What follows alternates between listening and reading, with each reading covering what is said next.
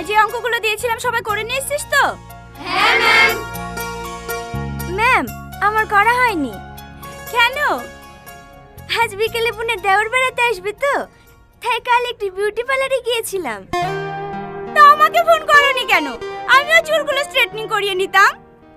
ঠিক আছে বসো। তোমার হয়নি কেন? হ্যাঁ, আমাদের গ্রামে কালকে কারেন্ট ছিল না ম্যাম। হো, ঠিক আছে বসো।